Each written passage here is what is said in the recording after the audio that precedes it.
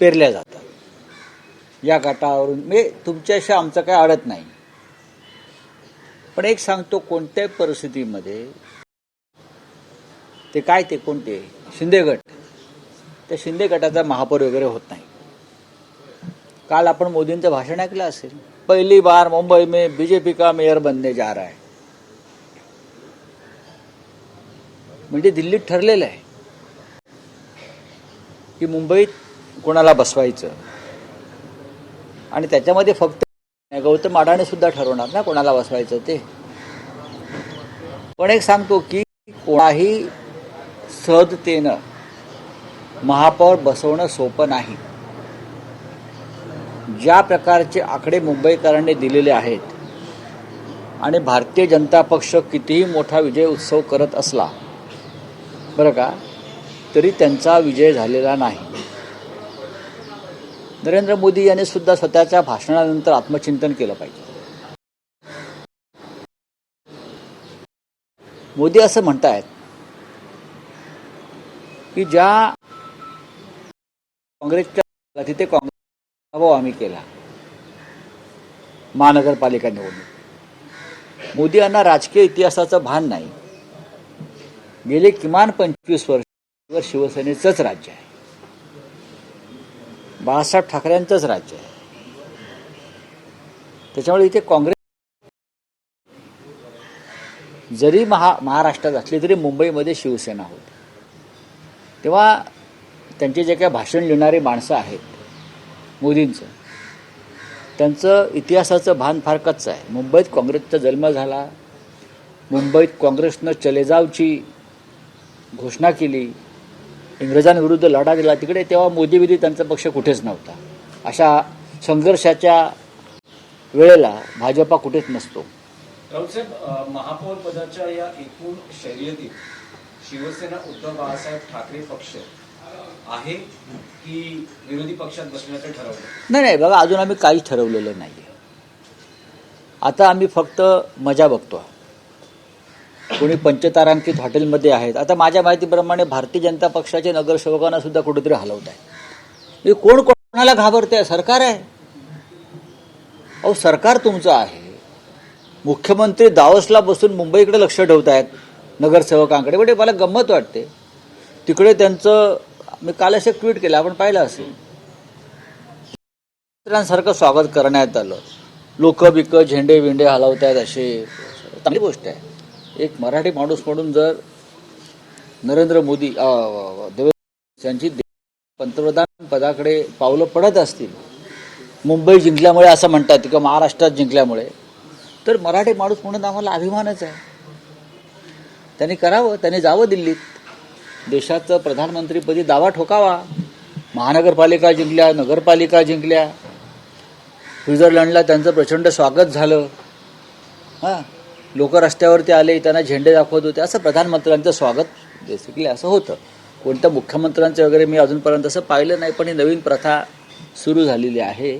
त्याच्यामुळे आमच्या आशा पल्लवित झाल्या की मराठी पंतप्रधान बहुतेक देशाला मिळतोय.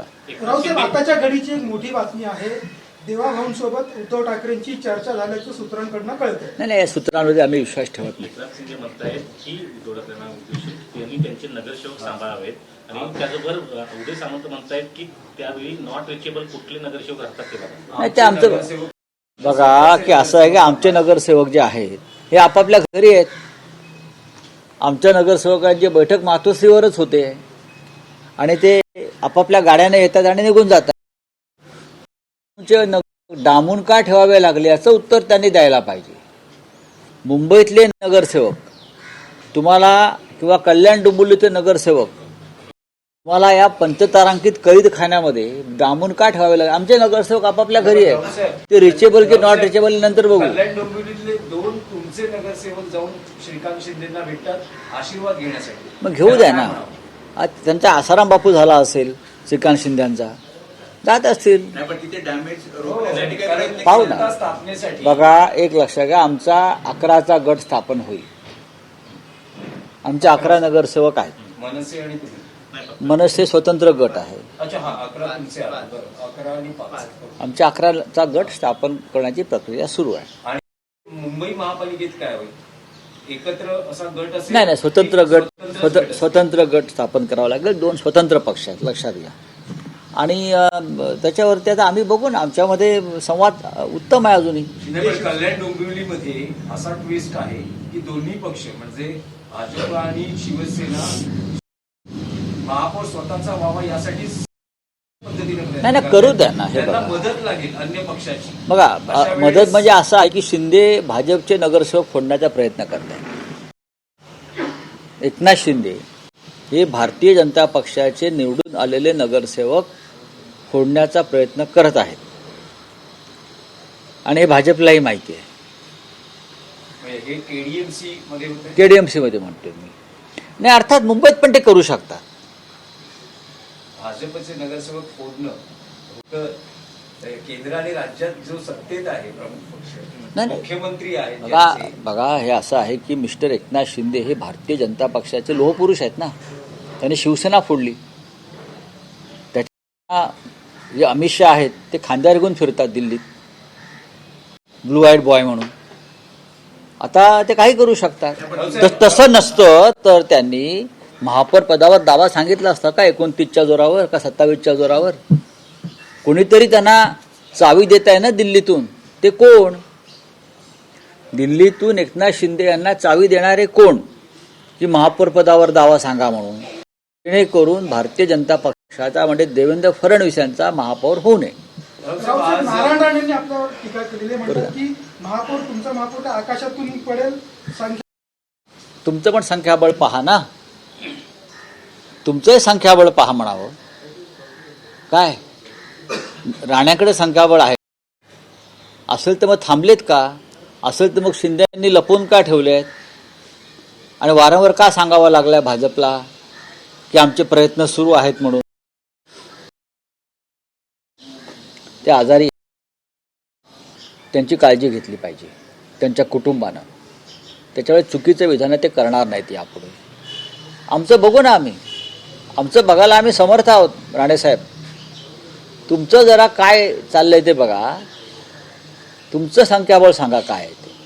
10-20 जागा जास्त जिंकल्यामुळे संख्याबळ होत नाही. मी काल म्हणालो की बहुमत फार चंचल असतं. आज रावसाहेब एक आहे मुंबईत बिहार भवन बनवलं जात आहे. बातम्या आहेत त्या, बघू आम्ही त्याच्यावर. रावसाहेब आज ताजलँड झेंडला जायचा काही योग आहे का? थांबा ना. कालची राहिलेली नाही, कसं आहे की आम्ही जेवायला जातोय की ते कुठे जेवायला जातात बघू ना. आम्ही जेवायला जातोय की पोलेले पाहुणे कुठे बाहेर जेवायला जात आहेत. ते तुम्हाला कारण जे आकडे दिसत आहेत, जर शिंदेच्या शिवसेनेचे काही नगरसेवक अशा गोष्टी ज्या असतात या खुलेपणाने बोलल्या जात नाहीत. पण काँग्रेसकडेही मोठ्या संख्याबळ आहे. 24 नगरसेवक आहेत. काँग्रेसचे फुटत नाहीत. पुढे बोला. काँग्रेसचे फुटत नाहीत. आमच्या शिवसेनेचे तर प्रश्नच येत नाही. आता फोडाफोडीचा खेळ भाजप आणि शिंदे गटातच होणार. या 2 गटातच फोडाफोडी होणार आहे झाली तर. त्याच्यामुळे आता महाराष्ट्राच्या राजकारणामध्ये एक वेगळी मजा येणार आहे. नाही, पण उद्धव बाळासाहेब ठाकरे पक्ष तटस्थ राहणं, अनुपस्थित राहणं महापौर पदाच्या निवडीच्या वेळेस, असं काही स्ट्रॅटेजीनुसार होत आहे का? स्ट्रॅटेजी असताना ती त्या क्षणी ठरते. ती 15 दिवस आधी सांगितली जात नाही राजकारणामध्ये. ही शेवटच्या मिनिटात स्ट्रॅटेजी काय आहे हे दिसते. 15 दिवस आधी कोणी स्ट्रॅटेजी ठरवतं का? उद्धव ठाकरेंनी 2017ला स्पष्ट केलं की महापौर त्यांना भाजप बसवायचं. होतं, ना ते सत्तेत होतं ना विरोधी पक्षात होतं. तर असं काही आपला पक्ष करणार का की पाकिस्तानाच्या भूमिकेत असणार आणि 2000 ची परतफेड असं म्हटलं जाते. कारण 2017ला अवघ्या 2 जागांचाच फरक होता. 82 भाजप होते, 84 शिवसेना होती. त्यावेळेस देवेंद्र आता फडणवीस 4चा फरक आहे. आता 4चा फरक आहे ना. आणि तुमचा सहकारी पक्ष जो आहे हा पाण्यात देव घालून बसलेला आहे की भाजपचा महापौर होऊ देत नाही म्हणून. आता त्या दोघांमध्ये काय होत आहे त्याला लागू द्या, मग आम्ही आमचे देव बाहेर काढू. म्हणजे सगळे पर्याय खुले आहेत शिवसेनेला महापौर निवडीसाठी. का आमचा का नाही निवडला जाणार? आमचा का नाही निवडला जाणार? तुमचे पर्याय सगळे उपलब्ध आहेत. सगळे उपलब्ध आहेत. आमचा बघा, या मुंबईला परंपरा आहे बाळासाहेब ठाकरेंच्या शिवसेनेचा महापौर पाहण्याची. भाजपचा महापौर ज्या क्षणी होईल त्या दिवशी मुंबई शोकसागरात बुडेल. कळलं? मुंबई सागरात बुडेल ज्या दिवशी भाजपचा किंवा गद्दारांचा महापौर होईल तेव्हा. त्यांना काय वाटतंय? काय वाटतंय त्यांना? मोरारजी देसाईंनी जेव्हा 106 लोक मारले तो काळा दिवस आणि भाजपचा महापौर होईल तो दिवस एकच. सर, तुम्ही आता म्हणताय की महापौर तुमचा का नाही होणार, तर तुमच्यासमोर दोनच पर्याय दिसत आहेत. एक म्हणजे ते मी असं म्हटलं नाही का नाही होणार. मी कुठे असं म्हणालो का दोन होणार? पर्यायांची जर आपण ते चर्चा पर्याय बघू ना. तुम्ही कशाला चिंता करता? तुम्ही अजिबात गणित आहे. अहो, बघू ना किती दिवस तुम्ही गणित, तुमचे गणितात किती मार्क मिळाले होते 10वीला बघा जरा आधी आणि मग हे गणित करा. गणित बघू ना. आम्ही हे गणितावर चालत नाही. बऱ्याच गोष्टी असतात राजकारणात. तो मोदी जी कह रहे हैं कि मुंबई में मेयर जो बनेगा बीजेपी का बनेगा, लेकिन आपका गणित ये बता रहा नहीं है। बघा, मोदी जी बोलते हैं कि मेयर बीजेपी का बनेगा, लेकिन कैसे बनेगा ये बोला नहीं मोदी जी. उनके पास बहुमत नहीं है बीजेपी के पास.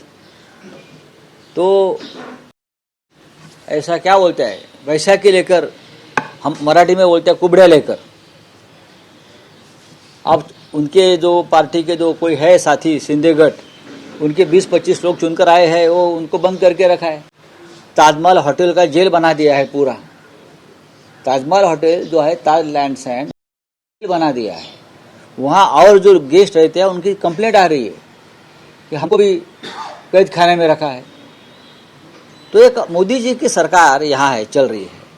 देवेंद्र फडणवीस जैसा एक मजबूत मुख्यमंत्री यहाँ है, होम मिनिस्टर यहाँ है, फिर भी अपने कॉरपोरेटर्स को कैद खाने में रखना पड़ रहा है. ये किसका डर है मोदी जी? डर तो है ना.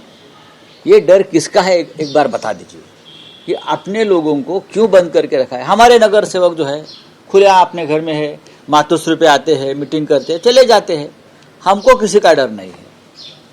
सर, मुंबई में बिहार भवन बनाया है, ऐसी खबरें सामने आ रही है.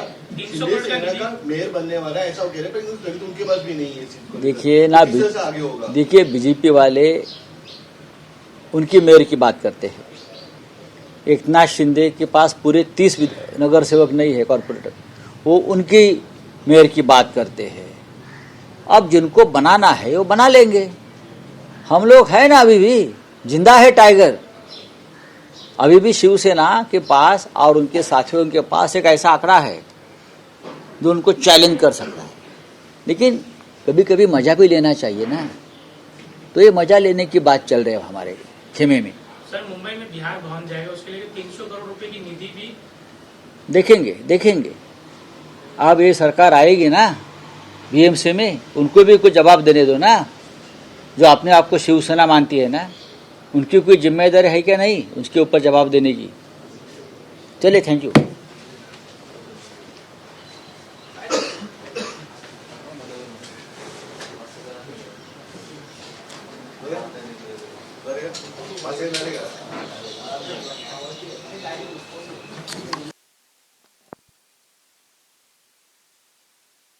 केलं विधान.